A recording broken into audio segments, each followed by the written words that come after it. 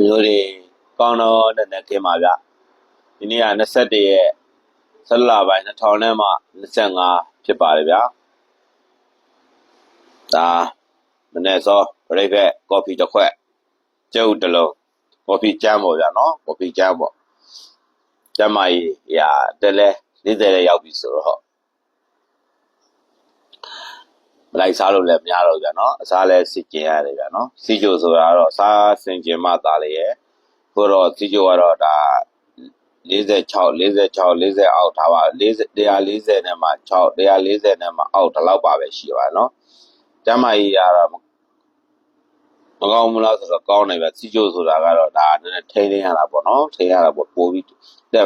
က်လည်းမတော့ဒါကြီးလည်းကြမတော့အောင်ပေါ့နော်အဲ့လိုတော့အင်္ဂလိပ်ဆေးလည်းတောက်တယ်ဆရာတော်ဦးရတူကိုပေါ်ဆက်ပေးထားတဲ့စီချို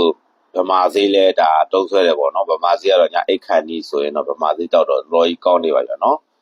ဒီကတော့ဘာပြောချင်တာလဲဆိုလို့ရှိရင်40ပတ်ဝန်းကျင်မှာဦးဇင်းတို့ကတော့ကိုတလောနိုင်ကျင်းဆိုတဲ့စကားလုံးတွေကြားနေရလို့ပါဗျာနော်အဲ့နိုင်ကျင်းတို့88တို့8ပူးတို့ဆိုတဲ့ချိုးတွေဗျာပါတီကြီးတွေပါတီထောင်းပြီးမှဟုတ်လားဟိုကမဟုတ်ကဟုတ်ကတွေပြောတိုးတက်ကြောင်းမပြောဘဲနဲ့မဟုတ်ကဟုတ်ကတွေရှောက်ပြောနေတဲ့သူတွေအကြောင်းကိုပြောကြလို့ပါဗျာပြောလားတို့လည်းတို့ကနိုင်ကျင်းလို့ပြောတို့ကလည်းအမျိုးသားရေးဘာလဲအမျိုးသားရေးထင်အားစုဆိုတဲ့နိုင်ငံရေးတော့အမျိုးသားရေးကျင်းသားဆိုပြီးမှတော့ပြောရမယ်ကိန်းရောက်နေပါနော်ဦးဇင်းတို့အမျိုးသားရေးကျင်းသားတွေကိုဗျာနော်ဒေါအောင်ဆန်းစုကြည်ရဲ့ဒီမိုကရေစီနိုဘယ်ဆုရှင်မတ်တင်ရွှေရဲ့လက်ထက်မှာဦးဇင်းတို့ဒါမတရားထောက်ချခံရရတယ်နော်ဦးဇင်းဆိုလို့ရှိရင်ထောက်ထားလည်းမပြနိုင်ဘူးခိုင်လုံမှုလည်းမပြနိုင်ဘူးတပိတ်ကင်တာလည်းမပါဘူးတပိတ်ဆိုအပြင်ဘက်မှာပဲဦးဇင်းတို့နေခဲ့တယ်အပြင်ဘက်မှာဆိုတာဦးဇင်းတို့အထဲတောင်မဝင်ဘူးတော့အပြင်ဘက်မှာပဲနေခဲ့တယ်ဒါမှမဟုတ်ဦးဇင်းတို့ဒီဆရာတော်ဦးဝိဒတူရဲ့တပည့်ဖြစ်တဲ့အတွက်ကြောင့်အမြင်ကပုံမှန်နဲ့ဦးဇင်းတို့905နဲ့ညီခဲ့တယ်နေခဲ့ရတယ်ပေါ့ဗျာနော်ဒီမိုကရေစီအစိုးရလက်မှာအာဏာရှင်ဆန်တာတော့ခင်ဗျစစ်တပ်မှာမဟုတ်ဘူးဗျရတာဆိုတဲ့အာဏာရှင်ဆန်တာစစ်တပ်ကအာဏာရှင်ဆန်တာဦးဇင်းတို့လက်ခံပေးလို့ရတယ်သူကငကိုကလေးကကိုစစ်သားလေးရတာဆိုရအာဏာရှင်ဆန်တာတော့ဦးဇင်းတို့လက်ခံလို့မရအောင်နော်အပြောတခြားလို့တခြားကြီးလောက်သွားတာ။နောက်ဦးဇင်းတို့လည်းထောင်ထဲမှာနေခဲ့ရတယ်နော်နေခဲ့ရတယ်ဟိုဝကြွရှိလို့ပဲတွက်ပါတယ်ဒါလည်းဝကြွရှိလို့ပဲတွက်ပါတယ်နော်ထောင်ထဲမှာနေခဲ့ရတယ်အဲ့တော့ခုပြောချင်တာကနိုင်ငံရေးနဲ့ပတ်သက်ဘူးလို့လောကဘယ်လိုပို့လေးနိုင်တယ်ဟာလော်ဘီတွေဘာဘီတွေမင်းတို့ဘာညာဆိုတော့ဟုတ်လားအဲ့ပြောတဲ့လူရဲ့စိတ်ကဟိုအောက်ထီရောက်နေအောက်ထီစိတ်တက်ကအောက်ထီရောက်နေဘာဖြစ်လို့ဦးစံဟိုတလောကလည်းပြောပြီးသူနိုင်ငံရေးနဲ့ပတ်သက်ဘာပြောသွားတော့သူတို့ဒီလိုတို့တော့အမတ်လောင်းတွေရွေးကြရဲအမတ်လောင်းတွေကိုလာရှိုးမှာလဲဒုတိယကျော်မှာလာရှိုးမှာလဲမဲဆန္ဒပြရွေးချယ်မဲ့တင်နေပါဒုတိယလားထားအဲ့မဲဆန္ဒနဲ့ရွေးကောက်ပွဲမှာလာရှိုးလဲပါတယ်ပေါ့ဗျာအဲ့လိုပါတဲ့အခါမှာသူ့ရဲ့ပါတီကလာရှိုးမှာဝင်ပြိုင်မဲ့သူမရှိဘူးမဟုတ်ဘူးလူကိုမရှိတာအဲ့တော့လူမရှိတော့သူဘာလုပ်တယ်ဆိုတော့သူနဲ့ရင်းနှီးတဲ့မြေအကွက်ရိုက်ရောင်းတဲ့သူနဲ့ရင်းနှီးတဲ့ဘောသူလည်းမြေကွက်ရိုက်ရောင်းတဲ့သူပဲဒီပါအဲနဲ့နောင်လိုင်းတို့ကြားမှာတို့မြေကွက်လေးတွေရိုက်ရောင်းတယ်ထင်တယ်လို့လည်းဖြစ်သွားအောင်မကြပါဘူးဗျာနော်အဲ့တော့သူကအဲ့မှာရင်းနှီးတော့ဖုံးဆက်ထားပေါ့ဗျာကလေးတက်က23 24ပဲရှိသေးတယ်နိုင်ငံရေးဆိုတာလည်းသူဘာမှမတည်ဘူးနိုင်ငံရေးဆိုတာလည်းဘာမှသူတို့တွေဝန်ထမ်းမျိုးနွယ်ဝန်ထမ်းတိုင်ဝိုင်းကသေဘေးရှောင်းတော့လည်းလာရှိုးကနေလူတွေပြေးလွှားပြီးဦးစင်းကြောင်မှာလူတို့တွေ4လ5လလောက်နေရတယ်တနေ့နီးပါးပြောရတော့နော်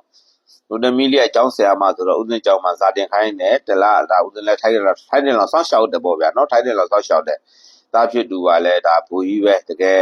အနေထိုင်ရောဘာရောအကုန်တော်တဲ့သူပါပဲတော်တော်လေးတော်ပါတယ်အဲ့တော့ဦးစင်းပြောအဲ့လိုတော်တယ်ဦးစင်းအဲ့ဒီခါမှာတို့ဖုံးလန်းဆက်တယ်တဲ့ဒါမှမဟုတ်နေတမီကိုတဲ့လာရှိုးကနေငါတို့ပါတီကနေဝေပြန်ခိုင်းပါတဲ့နိုင်ငံရေးသူဆိုတကယ်ဆို88နိုင်ငံရေးသားအကျဉ်းအောင်မပြတ်သူပြောတဲ့ကျင်းလောက်နော်နိုင်ငံရေးသမားကြီးပဲနိုင်ငံရေးကြောင့်ကာချီမန်းခါခွေမန်းနားမလဲတဲ့သူကိုနိုင်ငံရေးဒါအတုံးချလို့ခင်ဗျားတို့မထင်ဘူးလားတဲ့မဲ့အတုံးချရတယ်တဲ့မဲ့ထိုးကြွယ်လို့ခင်ဗျားမတုံးတတ်ဘူးလားအဲ့ဆိုအဲ့လူရဲ့စိတ်ဓာတ်ကဘယ်ကိုရောက်နေပြီလဲဟုတ်ပြီသူနိုင်ငံရေးနဲ့စိတ်ဝင်စားတယ်နိုင်ငံရေးရဲ့သူနားလဲတယ်ဒီကာကြီးမန်းခါခွေမန်းနိုင်ငံရေးမန်းအကြောင်းသိတယ်ဆိုလို့ဝင်ပြန်ရတာအကြောင်းမရှိဘူးလေဗျာ ဟုတ်ပြီအဲ့လိုဝင်ပြန်ခိုင်းတော့မိဘတွေလည်းပဲပြန်ခိုင်းမလဲသမီးဖြစ်သူတွေလည်းကြောက်ဆရာမဝါကြောက်ဆရာမကြီးလေအဲ့တော့ဝင်ပြန်ဝင်တမီးကအစိတ်လက်စိတ်ဝင်သွားပြန်ခိုင်းလို့မဖြစ်ဘူးပေါ့ဗျာရှင်လုံးရင်ရှင်ပြောတော့အဲ့မဲ့မိမဖြစ်သူရောယောက်ျားဖြစ်သူရောအဲ့နိုင်မခေါ်တော့နိုင်မပြောနိုင်ဖြစ်သွားဘူးပေါ့သူကဟုတ်လား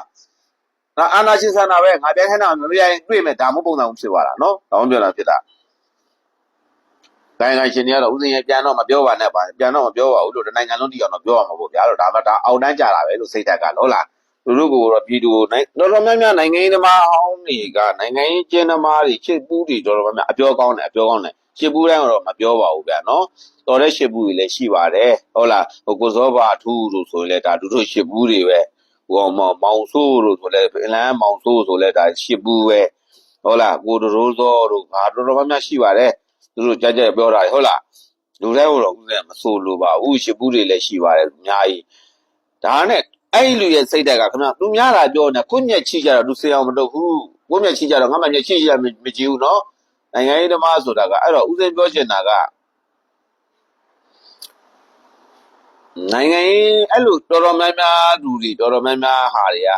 တိုင်းပြည်ကိုကောင်းကျိုးမကြည့်ဘူးတိုင်းပြည်ကိုတိုးတက်ကြောင်းမကြည့်ဘူးနော်ခင်ဗျမဲဆီယုံတော့လည်းကြည့်နော်မဲဆီယုံတော့လည်းတူလူတွေကြည့်နော်ဘာတော်လိုင်းညာတော်လိုင်းဆိုပြီးမှလှုပ်တာသူကတွေးတယ်အော်ဒီလူတွေကအာဏာရသွားရင်ဒီလူတွေကလွတ်တော်တဲ့ရောက်သွားတော့ကြောက်စရာကောင်းတာပဲလို့ပြောတော့တာဘယ်သူ့အတွက်လို့ဒီလူတွေနဲ့ဟိုဟာတွေနဲ့ဘာမှမထူးဘူးလို့ဟုတ်လား PDF တွေပြည်သူအတွက်နောက်ပြည်သူပဲဒုက္ခပေးတော့လားပြည်သူပဲဒီနေ့တစ်ချိန်ဒုက္ခပေးတာပြည်သူတွေကဘုန်းကြီးတွေကိုပဲဒုက္ခပေးသွားတာပဲဘုန်းကြီးဒီနေ့တစ်ချိန်သူတို့ကြောင့်ဒါတိုင်းပြည်ဖြိုဖျက်ဖြစ်နေရပဲတိုင်းပြည်ဖြိုဖျက်ဖြစ်နေရပဲနော်